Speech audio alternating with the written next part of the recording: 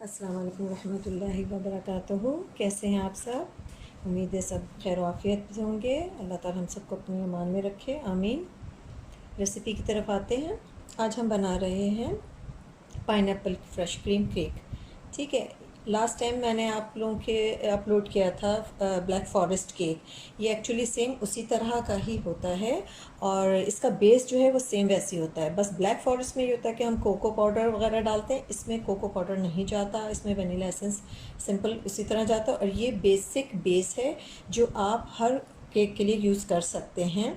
यही रेसिपी को इसमें आप स्ट्रॉबेरी केक ऊपर फिलिंग कर लें क्रीम के साथ, या आप पाइनएप्पल कर लें, या आप क्रंच कर लें, जो भी आप इसके ऊपर आइसिंग या फिलिंग करेंगे। लेकिन इसका बेस जो है वो यही होगा। जो बाज़ार में आप फ्रेश क्रीम केक देखते हैं, सॉफ्ट केक जो देखते हैं, उसकी बेस यही होती है। लेकिन जो बटर क्रीम केक होता है वो डिफरेंट रेसिपी होती है, उसमें बटर होता है, उसकी आइसिंग भी डिफरेंट होती है। ठीक है, तो ये पहले क्लियर कर लें कि जहाँ पर भी फ्रेश क्रीम केक होगा वहाँ पर बेस जो है वो एक्चुअल यही होगी। तो अब नेक्स्ट जब भी कोई केक इस तरह मैं बताऊँगी तो फिर इंशाल्लाह ताला मैं ये बेस नहीं बताऊँगी, सिर्फ फ्रेश क्रीम और उसके साथ बेस बना के रख लूँगी, और आपके साथ सामने सिर्फ आइसिंग और जो भी उस पर फिलिंग होती है वो मैं शेयर करूँगी इंशाल्लाह ताला। ठीक है। अच्छा, और दूसरी एक चीज़ आपको ये ख्याल करना है कि जब भी आप केक बनाएंगे सारी चीज़ें आपकी नॉर्मल टेम्परेचर पर, रूम टेम्परेचर पर होनी चाहिए। ठीक है, कोई कम ठंडा कोई गर्म वो नहीं होना चाहिए, राइट। अच्छा, और बेसिक रूल आपको तो पता है कि पहले हम केक पैन को रेडी कर लेते हैं। देखिए जैसे कि मैंने ये करके रखा हुआ है, मैंने नीचे ऑयल लगाकर, इसमें बटर शीट लगाकर, ऊपर ऑयल करके, उसमें फ्लावर 1 टेबलस्पून डाल के इसको डस्ट कर लिया। ठीक है, वॉल साइड से सारा कुछ वो कर लिया। इसको हम रेडी कर लेंगे। और जिस वक्त हमारी बीटिंग है हमें केक उस वक्त इसको, और नॉर्मली आपको पता है कि जब बीट किया जाता है इसको 20 to 25 मिनट एग को बीट किया जाता है। तो इन बिटवीन आप 10 मिनट बिफोर आप अपने ओवन को प्री हीट करके रेडी करके रख लीजिए 180 ग्रेड पर। और उसके बाद जब आपको केक रखना होगा तो आपका टेम्परेचर 180 पर होना चाहिए। ठीक है। दूसरा एक सबसे बड़ा उसूल इस केक का, जो सॉफ्ट केक होते हैं जिसमें आपके लिए नेसेसरी होती है कि बीट जो है ना, जो एग होता है उसकी जो बीटिंग होती है एटलीस्ट 20 to 25 मिनट होनी चाहिए। वो क्यों? इसलिए कि उसमें वो इतना फ्लफ़ी हो जाए, वो इतना फोमी हो जाए, जिसकी वजह से फिर जब हम फोल्ड करते हैं तो वो एग के साथ फोल्ड होकर वो केक जो है वो बहुत सॉफ्ट और ब्रेड की तरह से हो जाता है। ठीक है। लेकिन इसका सबसे पहला उसूल जो है वो ये है कि आपका जो बोल जिसमें आप एग डाल रहे होंगे, जिसमें आपको एग बीट करना हो, वो बिल्कुल ड्राई हो। उसमें एक ड्रॉप ऑयल का, एक ड्रॉप पानी का कुछ भी नहीं हो। सेम इसी तरह से जो आप बीटर होगा आपका, उसकी जो निडल्स होंगी वो भी बिल्कुल ड्राई होनी चाहिए। क्योंकि अगर बोल में या निडल में ऑयल या फिर बटर या फिर पानी लगा हुआ होगा, आप बीट करते रहेंगे, वो एक लिमिटेड एवरेज टाइम पर आकर वो एक उसकी जो क्वांटिटी है ना वो ऊपर नहीं आएगी, उसका फोम नहीं बनेगा। और जब फोम नहीं बनेगा तो केक आपका ऑब्वियसली फिर वो फ्लफी या ऊपर नहीं आएगा, वो एक बेस की तरह से नीचे थोड़ा सा सिंपल नीचे रहेगा। केक जो है वो आपका उठेगा नहीं। ठीक है। सिर्फ एक रूल होता है और वो यही है कि आपका बोल ड्राई होना चाहिए, आपकी निडल्स ड्राई होनी चाहिए, और आप उसमें बीट करिए एग। बेइंतहा ईजी है ये रेसिपी, कुछ भी नहीं है। आपने सिर्फ एग डालना है और उसको बीट करना है कैस्टर शुगर के साथ, और उसके बाद आप फिर ग्रेजुअली जब वो बीट हो जाएगा आपको ग्रेजुअली जो फ्लावर है उसको बस आप मिक्स करते जाइएगा। अच्छा, और दूसरा एक उसूल ये है कि जो भी आप ये सॉफ्ट केक बनाएं उसकी मेजरमेंट आप हमेशा आप माइंड में रखें। अगर आप एक अंडे का केक बना रहे हैं तो आपका मतलब ये हुआ कि आपने 1 एग लिया, 1 आउंस शुगर, 1 आउंस फ्लावर। समझ में आया? 1 आउंस शुगर, 1 आउंस फ्लावर। इसी तरह से अगर आपने 2 एग लिया तो 2 eggs, 2 ounce sugar, 2 ounce flower. इसी तरह 3 एग होगा तो 3 आउंस शुगर, 3 आउंस फ्लावर। इस तरह 12 जितने भी आपको एग बढ़ाने होंगे उसी तरह से आपका आउंसेस बढ़ते जाएंगे। अच्छा, आउंस का हिसाब मैं पहले भी बता चुकी हूँ, मैं एक दफ़ा फिर रिपीट कर देती हूँ कि अगर आपने 1 अंडा लिया है और 1 आउंस अगर आपने शुगर ली है तो 1 ounce equal to 2 tablespoon. कुछ लोगों को टेबल स्पून से ईजी लगता है। ठीक है। शुगर के लिए रूल ये होता है कि आप लेवल टेबल स्पून लेंगे, 2 tablespoon equal to 1 ounce. ठीक है। लेकिन आप जब 1 आउंस मैदा लेंगे, फ्लावर लेंगे, तो चूंकि फ्लावर लाइट होता है, शुगर हैवी होती है, तो ये लाइट होता है इसलिए हम टेबल स्पून हीप्ड करके लेंगे, फुल, जिसको पहाड़ी जैसा कहते हैं ना, वो फुल करके लेंगे। तो दो आपको क्लियर हो गई चीज़ें, एक कि अगर आप शुगर लेंगे तो 2 टेबल स्पून लेंगे लेवल करके, ये 1 आउंस हो गया। इसी तरह से अगर आप मैदा लेंगे, फ्लावर लेंगे तो 2 ही टेबल स्पून लेंगे, बट ये लेवल नहीं लेंगे, ये हीप्ड करके लेंगे। ठीक है, बस आप इस रेसिपी को फॉलो करिए, इंशाल्लाह ताला आपका केक बेहतरीन बनेगा और इसके साथ आपको एक कहते हैं ना कॉन्फिडेंस भी आ जाएगा। ठीक है, अच्छा मैंने यहाँ पर टाइम के सेव के लिए यही किया है, 4 आउंस जो कि 4 नहीं 8 टेबल स्पून हो गया। ठीक है, ये मैंने लिया है मैदा। इसमें मैंने आपको दिखाने की वजह से मैंने रखा हुआ था कि 1 टीस्पून हमने इसमें बेकिंग पाउडर डाल दिया। अब हम इसको सीव कर लेंगे इसी तरह से। ये मैंने टाइम की सेव के लिए बस आपके सामने करने के लिए रखा था, वरना ये मैं पहले से कर लेती। ठीक है, वरना ज़्यादा टाइम हमारा जो है वो बीटिंग में चला जाता है।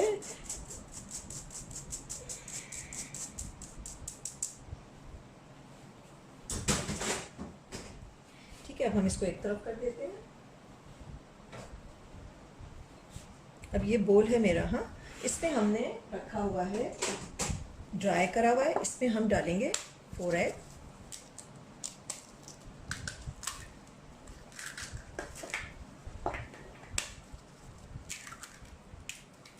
डालने से पहले आप अलग अलग बोल में डाल के देख लीजिए, क्योंकि अगर कोई भी अंडा या ख़राब हुआ तो आपका पूरा जो है वो मिक्सचर जो है वो फिर आपका एग का ख़राब हो जाएगा।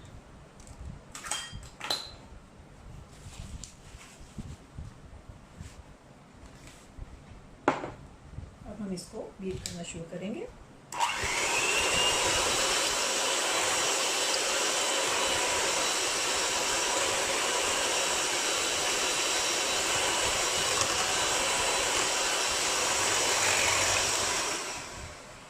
बीटिंग के शोर की वजह से आपको क्लियर नहीं होता, तो मैंने सोचा मैं आपको पहले ये चीज़ें करके थोड़ा सा बता दूं। इसमें हमने लिया है ये 4 आउंस शुगर, इसको कैस्टर कर लिया है। ठीक है, 8 टेबल स्पून शुगर जो कि हम एग के साथ डालेंगे ग्रेजुअली।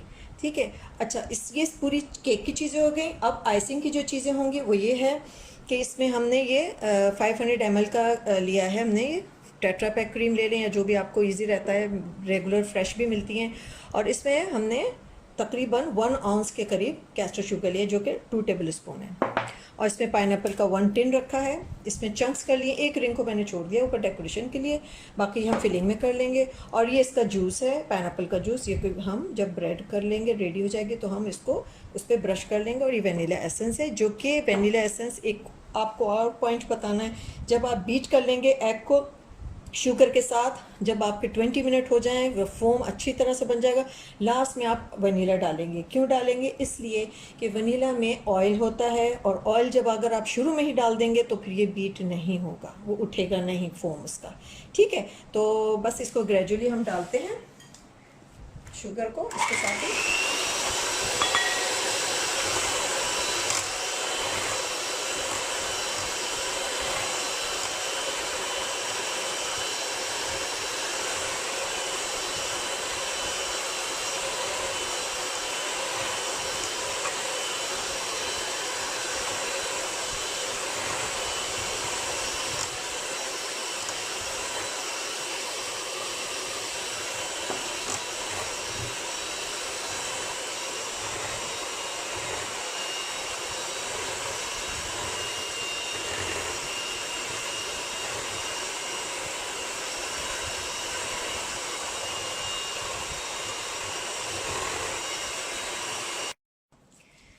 ये डन हो गया।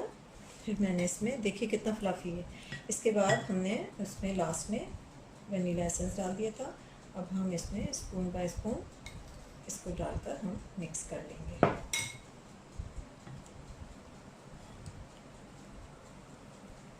इसको हम बीटर से नहीं करेंगे, इसको हम विस्क भी नहीं करेंगे, इसको सिर्फ हम फोल्ड करेंगे ताकि इसका ये जो फोम है ना ये ख़त्म नहीं हो और मिक्स भी हो जाए।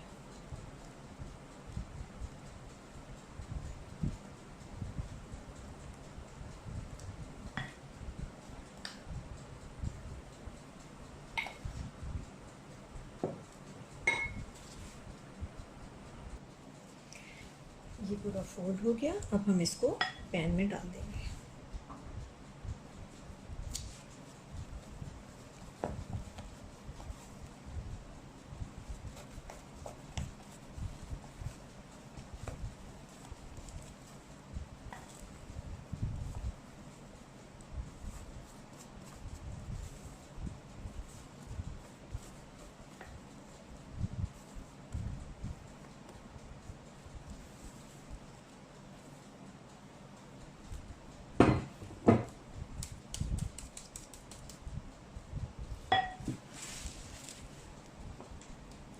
इसको फिर हम ऊपर स्पून से टच नहीं करेंगे, ये खुद ही अपनी जगह बना लेगा।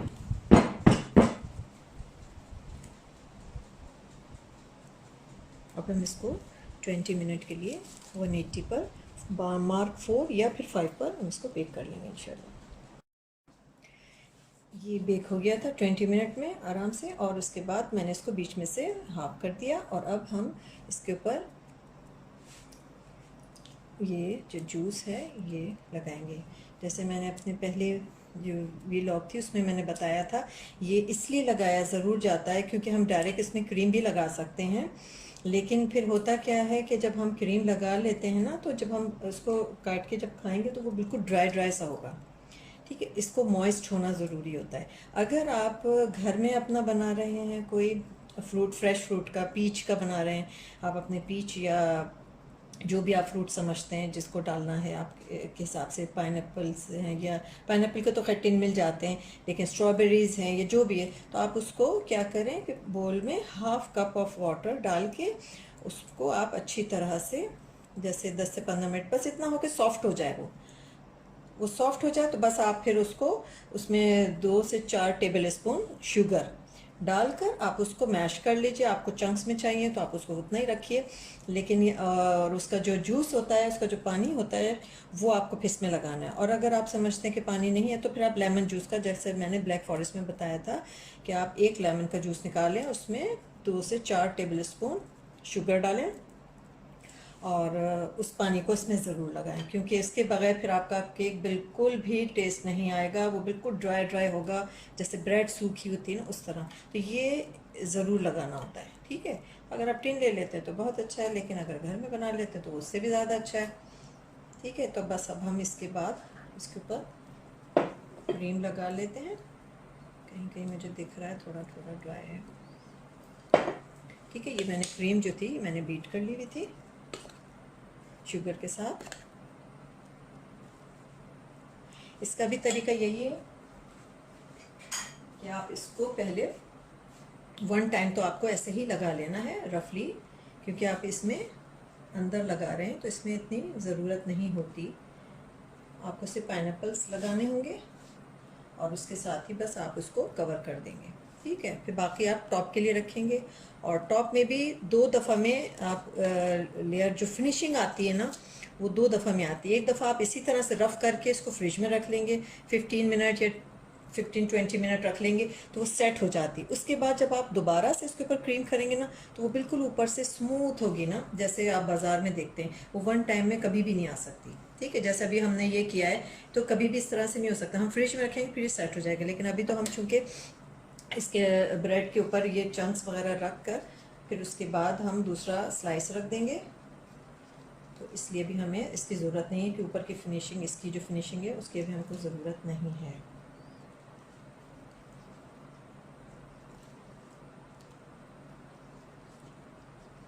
सेम इसी तरह से क्रंच केक भी बनता है इंशाल्लाह ताला। बाद में जब बनाया तो क्रंच भी बनाना बताऊंगी। उसी तरह से फिर क्रंच अंदर डाला जाता है और ऊपर डाला जाता है, बहुत ही टेस्टी वो भी केक होता है। ये देखिए, ये बेस कोड है, ये फर्स्ट टाइम जो लगाया है। अब इसको मैं 15 मिनट के लिए 20 मिनट के लिए फ्रिज में रख दूँगी।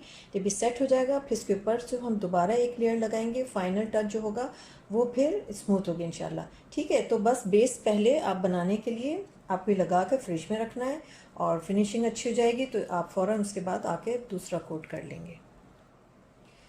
ये देखिए 15 मिनट के बाद मैंने इसको फ्रिज से निकाला, और अब आप देखिए मैंने इसके ऊपर बहुत थोड़ी सी क्रीम लगाई और उसके बाद मैंने नाइफ्स के साथ इसको स्मूथ किया। अब आप देख सकते हैं कहीं से भी आपको कोई चीज़ नज़र नहीं आ रही। लेकिन अगर और भी जैसे शॉप्स वाले होते हैं, ये 2 से 3 दफ़ा ये प्रोसीजर फॉलो करते हैं।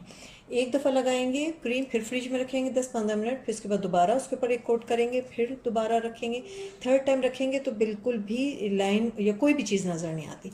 ठीक है, तो अब हम इसको साथ में बस यहाँ से इसको इस तरह से करके कर देते हैं, डिज़ाइन सा बन जाएगा।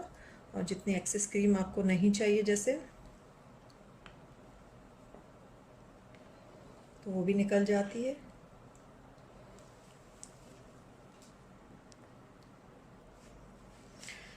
अब ये देखिए मैंने इसको पाइपिंग बैग में भी रख लिया था और साथ ही साथ हम इसमें उसी वक्त मैंने बैग भर के उसको फ्रिज में रख दिया था। मैंने क्रीम गर्मी की वजह से और किसी भी वजह से पतली हो सकती, ख़राब हो सकती है।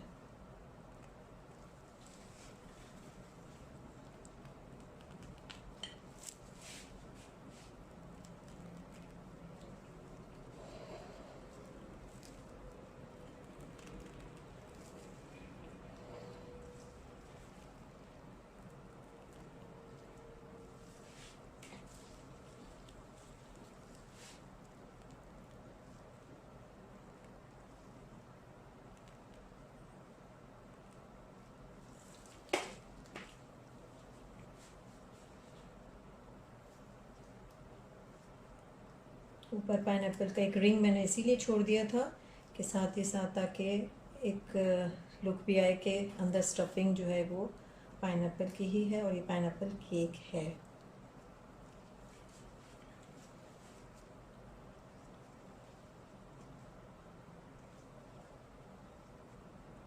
आप इसका बेस इसी तरह बनाएं और इसके बाद आप इसमें स्ट्रॉबेरी का भी बनाएं, वो भी बहुत अच्छा बनता है और कैरमल का भी बहुत अच्छा ज़बरदस्त बनता है। तो आप इसको बनाइएगा। अल्हम्दुलिल्लाह ये देखिए रेडी हो गया है और इसको बस हम फ्रिज में रख देंगे।